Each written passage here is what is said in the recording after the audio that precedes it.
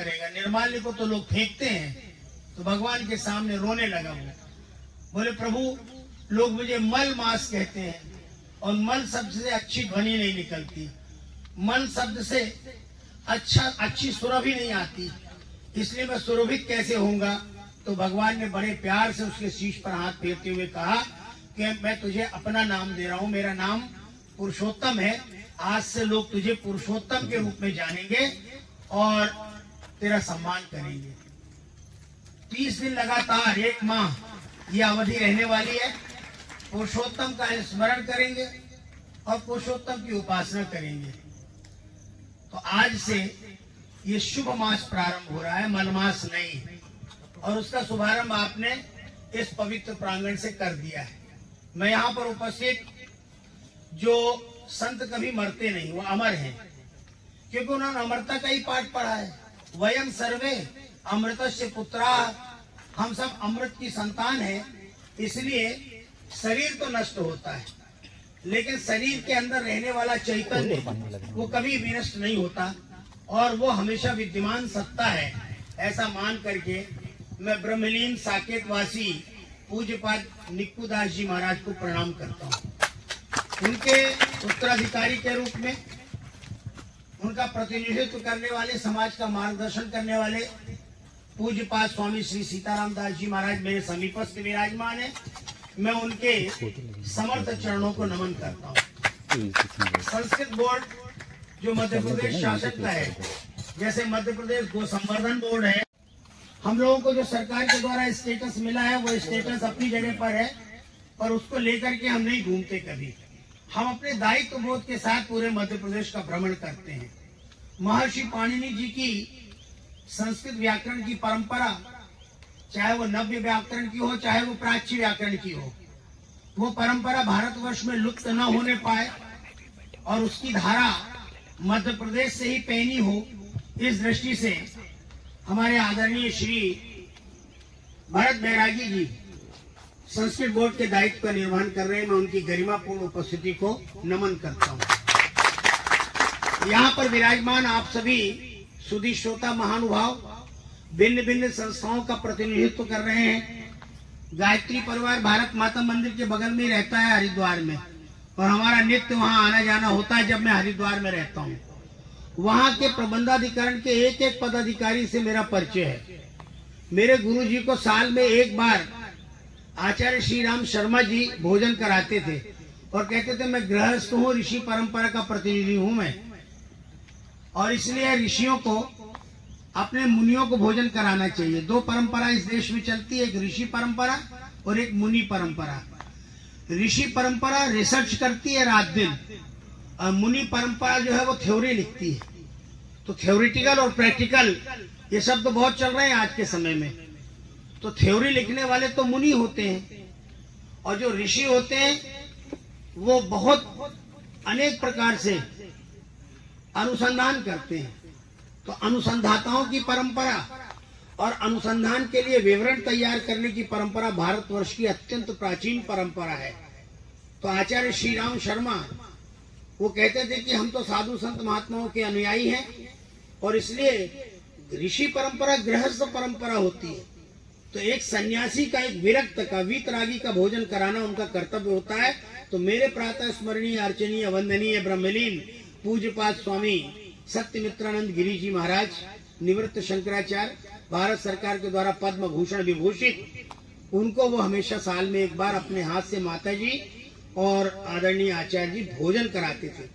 अब महाराज जी से उन्होंने पूछा कि आपके जाने के बाद हम किसको भोजन कराएंगे?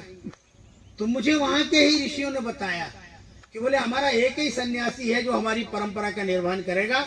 अनेक सन्यासी हमने बनाए हैं, पर मेरी लाइन पर चलने वाला अगर कोई है तो वो है अखिलेश्वरानंद। इसलिए साल में एक बार अखिलेश्वरानंद को आप भोजन करने के लिए, भिक्षा लेने के लिए बुला लिया करो। तो मैं साल में एक बार जाता हूँ और मुझे वहां पर भिक्षा मिलती है। तो ऐसी परंपरा को सुशोभित करने वाले आज उस परंपरा के प्रतिनिधि यहाँ पर विराजमान है। मैं आपको हृदय से नमन करता हूँ और आपके माध्यम से भारतीय ऋषि और मुनि परंपरा का मैं यहाँ पर स्मरण करता हूँ और हृदय से उनको दंडवत प्रणाम करता हूँ। आदरणीय वीरेंद्र जी, भरत जी और मैं, मुझे और नहीं मालूम, क्योंकि परिचय हम तीनों का ही है आपस में। बिलगैया जी, वीरेंद्र जी पूर्व जीवन में प्रचारक भूमिका में थे। जो आपको संबोधित कर रहे हैं माइक लेकर के हाथ में, ये प्रचारक भूमिका से ही निकले थे। और आज भी प्रचारक अंदर है, बाहर नहीं है। बाहर एक सन्यासी है, लेकिन प्रचारक अंदर विद्यमान है। जब जरूरत पड़ती है तो मैं अपने संगठन के वरिष्ठ अधिकारियों से कहता हूँ कि प्रचारक मरता नहीं, वो अमर होके आता है। और इसलिए जरूरत पड़े तो इसे प्रकट कर लेना। जिस दायित्व बोध के साथ प्रकट करना है, उस दायित्व बोध के साथ ये प्रचारक आपके बीच में निरंतर विचरण करता रहेगा। डॉक्टर हेडगेवार जन्म शताब्दी के अवसर पर जब मैं भी नागपुर में पूर्व और वर्तमान रूठे और अनूठे सब प्रचारकों के साथ था, तो उस समय मेरे पूज्य गुरुदेव को अध्यक्षीय उद्बोधन के लिए बुलाया गया था। उस समय उन्होंने सत्यनारायण कथा का पहले श्लोक की पहली अर्धाली उन्होंने बोली थी। एकदा नैमिषारण्ये ऋषया शौनका दया। एक बार नैमिषारण्य में 88,000 ऋषि मुनि बैठे थे। वो धर्म सत्र था और ऋषि मुनि बराबर बारी बारी से अपने बीच में सूत जी महाराज से प्रश्न करते हैं। ये सूत जी महाराज से प्रश्न करने की परंपरा और सूत जी महाराज के द्वारा उत्तर देने की परंपरा, ये भारतवर्ष की शाश्वत परंपरा है। तो मेरे पूज्य गुरुदेव के मुख से उद्गार निकला था कि ये ऋषि महर्षियों की 88,000 ऋषि महर्षियों की परंपरा ये लुप्त नहीं हुई है भारत में। अब वो ऋषि महर्षि जिनको हम सतयुग में सुनते हैं, त्रेता और द्वापर में सुनते हैं, उनके कलेवर तो हमारे सामने नहीं है, वो मूल रूप में नहीं है, लेकिन उनके प्रतिनिधि आज भी इस देश में विचरण करते हैं। राष्ट्रीय स्वयं सेवक संघ से जो प्रचारक जीवन जीते हैं, वो 88,000 ऋषि मुनियों की परंपरा उसी श्रृंखला में है।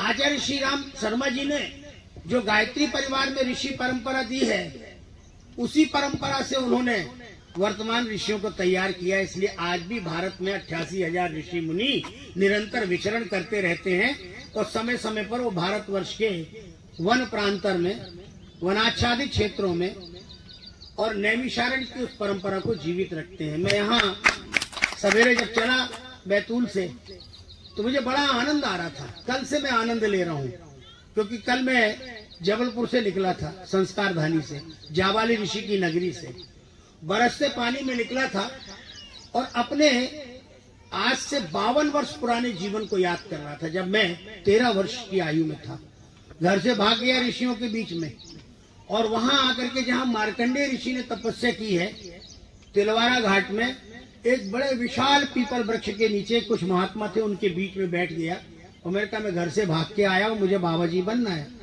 अब इतनी नन्ही सी अवस्था में बाबा जी बनना सुन करके लोगों का अटपटा तो लगा, पर 8-10 दिन तक उन ऋषियों के बीच में रहा, उन मुनियों के बीच में रहा, उन महात्माओं के बीच में रहा।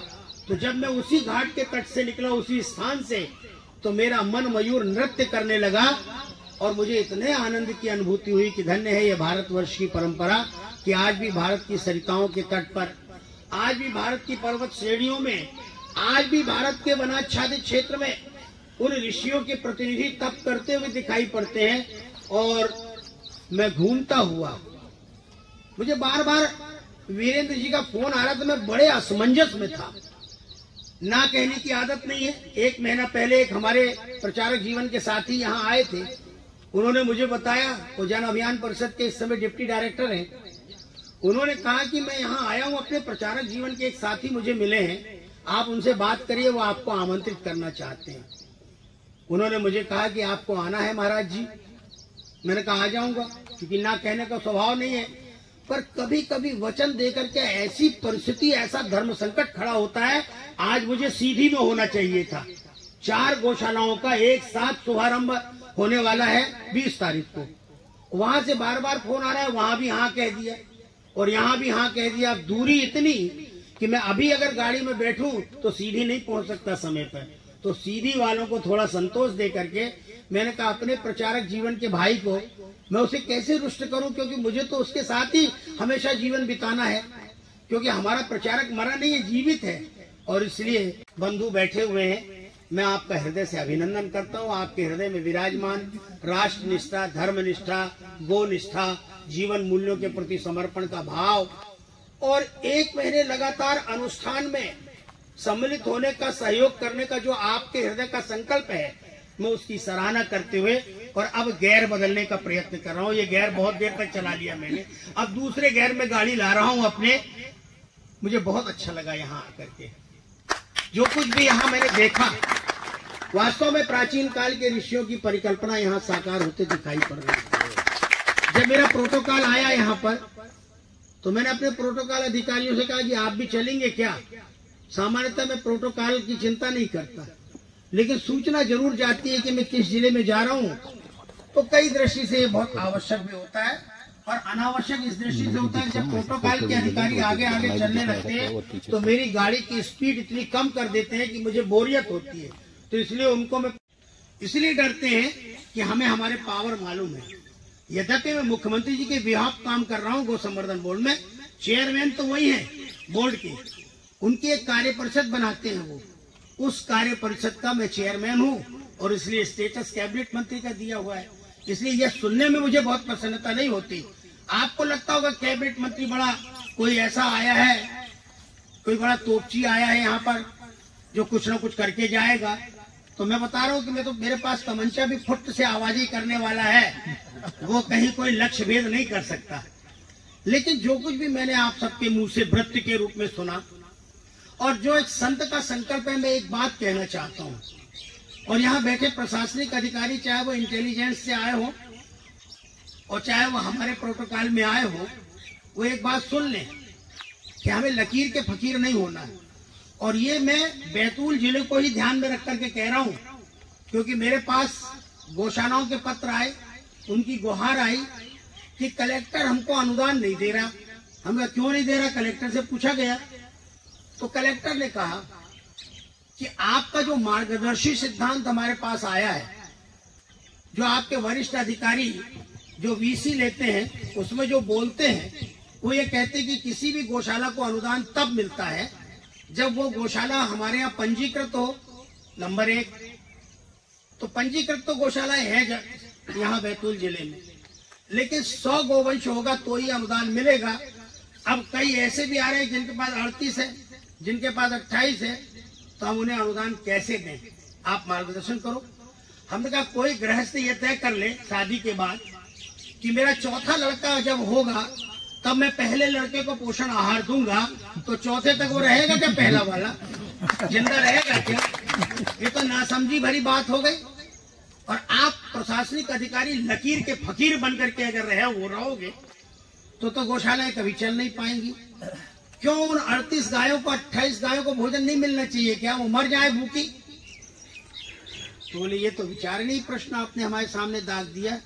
मैंने कहा कलेक्टर महोदय, उनके प्रतिनिधि सीओ से बात हो रही थी मेरी, मैंने कहा कुछ थोड़े से उदार बनो, कुछ व्यवहारिक बनो और व्यवहारिक बन करके काम करो, लकीर के फकीर मत बनो। यही हाल शिवपुरी में भी हुआ। वहां की सीओ मैडम से हमने फोन लगा के बातचीत की कि यहाँ गुहार लगा रहे लोग, अनुदान की राशि हमारे यहाँ से पूरी की पूरी हर महीने पहुंच जाती, 3-3 महीने में पहुंच जाती है।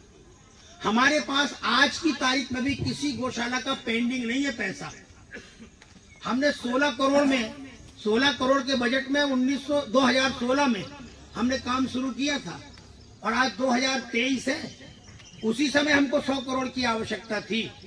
हमने माननीय मुख्यमंत्री जी से कहा, मुख्यमंत्री जी मैंने अधिकारियों से बातचीत किया, मैं तो अर्थशास्त्र का विद्यार्थी हूँ और मेरे को आंकड़े निकालना बहुत जल्दी आता है, तो मुझे 98 करोड़ रुपए चाहिए और आप दे रहे हो 16 करोड़ रुपया, मैं कैसे काम करूंगा?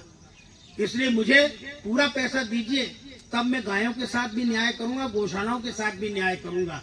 बोले आप हमसे 20 करोड़ ले लो। हमें क्या होगा, ऊंट के मुंह में जीरा। बोले 25 करोड़ ले लो। हम कहा फिर भी ऊंट के मुंह में जीरा, ये मुहावरा स्थिर है। लेकिन कोई अधिकारी उधार वहां सुन रहा था बात, उन्होंने कहा स्वामी जी आप सचमुच काम करने वाले सन्यासी हैं, आप गौ संवर्धन बोर्ड में आए हैं, बड़ी आशाएं जग रही हैं आपसे, क्योंकि पहली ही बैठक में आपने इतने गोले दागे हैं, मैं भी उपस्थित था। आपने सबसे पहले प्रश्न उठाया अधिकारियों के सामने, बताओ अविभाजित मध्य प्रदेश में किसने गौसदन थे? अगर रजिस्ट्रार चतुर न होता तो जवाब नहीं दे पाता। उसने तुरंत फाइल निकाल के लाई और कहा महाराज अविभाजित मध्य प्रदेश में 10 गौसदन थे। 10 गौसदन की जो चरनोई भूमि थी वो 7200 एकड़ थी। मैंने कहा वो कहाँ गए गौसदन? बोले पूर्ववर्ती सरकार ने, अब नाम नहीं लूंगा, राजनीतिक भाषण देता नहीं मैं, मेरा पिंड भी राजनीतिक नहीं है, अराजनीतिक चित्त का व्यक्ति राजनीतिक लोगों के बीच में काम कर रहा हूं मैं। तो मैं कहना चाहता हूं कि भारतवर्ष की राजनीति में अराजनीतिक चित्त के लोगों को राजनीति में लाना चाहिए। जब मैं राजनीतिक चित्त का विश्लेषण करता हूं तो छल कपट प्रपंच झूठ पाखंड ये सब लेकर के नेता आते हैं और इसलिए कहते कुछ है करते कुछ है और जाते कहीं है बताते कहीं है। मुझे ये चीजें पसंद नहीं है, इसलिए सीधी सीधी बात कहता हूं। तो उस व्यक्ति ने मुझे कुछ राशि उपलब्ध कराई और पहले ही वर्ष में 100 करोड़ की राशि उस अधिकारी ने दी। और जब ये 10 गौसदनों का वृत्त मेरे सामने आया तो बोले एक मुख्यमंत्री यहाँ हुए थे, उनका नाम लिया उसने। मैंने कहा यार उसका नाम बिगाड़ के बोलो, सिंह कभी दिशाहीन नहीं होता, दिग्भ्रमित ही दिशाहीन होता है, इसलिए नाम थोड़ा संशोधन करो। मैं ऐसे दिग्भ्रमितों के चक्कर में पड़ने वाला नहीं हूँ। मुझे वो 10 गौसदन वापस चाहिए। वो गौ माता का स्वाभाविक हक है, गाय का भोजन जंगल में और जंगल का आहार गाय के पास। गाय जंगल जाती है, जहाँ से आहार ग्रहण करती है, वो कृतज्ञता प्रकट करती है। शाम को 4 बजे चलते समय 10 किलो गोबर एक गाय जंगल को देकर आती है। और 4000 गाय यदि जंगल में है तो 4000 गुना 10 बराबर इतना किलो गोबर वो जंगल को देके आती है। जंगल का पोषण आहार गाय के पास और गाय का पोषण आहार जंगल के पास। इस प्राकृतिक समीकरण के आधार पर अखिलेश्वरानंद मध्य प्रदेश में काम करना चाहता है। मध्य प्रदेश का विभाजन हो गया, 2 गौसदन चले गए छत्तीसगढ़ में। 8 गौसदनों की भूमि आज भी जंगल में पड़ी हुई है। 1916 में गौसदन बनाए गए थे। 1916 में हमारी सरकार नहीं थी, परकियों की सरकार थी 1916 में, और उन्होंने गौसदन बनाए थे। कितने होशियार थे वो परकी, हमारे जीवन मूल्यों का सम्मान करना उनको आता था। और कितने अनुदार हो गए हमारे देश के नेता कि गायों का निवाला छीनने में उनको कोई संकोच नहीं। अरे नेता तो छोड़ो यार, ये तो बड़ी गिरी हुई चीज होती है। लेकिन पब्लिक को क्या हो गया है? एक सज्जन मुझसे कह रहे थे, ये भी रिसर्च का विषय है, हम सब यहाँ बैठे हैं मनुष्य के रूप में, लेकिन 3 प्रकार के मनुष्य बैठे हैं। मैं समझता हूँ कि पहला प्रकार तो यहाँ नहीं होगा, फिर भी अगर हो तो वो समझ लें। मनुष्य की शकल में देवता भी मिलते हैं, मनुष्य की शकल में मनुष्य भी मिलते हैं, और मनुष्य की शकल में कहूं कि ना कहूं बड़ा कष्ट होता है, राक्षस भी मिलते हैं। अब तीनों की प्रकृति को तुलना करो, है तो मनुष्य की ही शकल में ना। भगवान कभी आपको दर्शन देंगे तो हमारी मनुष्य की शकल में तो आएंगे, तभी तो हम भगवान को पहचान पाएंगे। वो कोई और शकल में नहीं आएंगे, पर अपनी प्रवृत्ति का परिचय देंगे, अपनी वृत्ति का परिचय देंगे। देवता की प्रकृति, मनुष्य की प्रकृति और राक्षस की प्रकृति में मौलिक अंतर है। देवता कामी होते हैं, मनुष्य लोभी होते हैं, और राक्षस क्रोधी होते हैं। राक्षस क्रोधी इतने होते हैं कि मिटा देना चाहते हैं सबको, मेरा ही अधिकार है। देवता कामी होते हैं, अपनी काम पूर्ति में लगे रहते हैं, और मनुष्य इतना लोभी है, के पास है, किसके कब्जे में है। मैंने मुख्यमंत्री जी से कहा, मुख्यमंत्री जी जंगल की भूमि तो वापस करो, लेकिन मैदान की चरनोई भूमि अगर किसी शरारती मुख्यमंत्री ने एक्ट बना करके मनुष्य को दे दी है तो हम उस एक्ट के खिलाफ लड़ सकते हैं कोर्ट में। अगर हम 500 वर्ष पुराना अपना राम जन्मभूमि मंदिर लड़ाई लड़ करके कोर्ट से वापस ले सकते हैं और मंदिर का मार्ग प्रशस्त कर सकते हैं, तो गाय की छीनी हुई भूमि, कब्जा की हुई भूमि हम क्यों नहीं वापस ले सकते। मैं इस सोच के साथ मध्य प्रदेश गौ संवर्धन बोर्ड के साथ काम कर रहा हूँ। 16 करोड़ का बजट, आज मेरे पास 270 करोड़ का बजट है। 235 करोड़ 202 करोड़ 35 लाख रुपए हम आज तक गौशालाओं को बांट चुके हैं।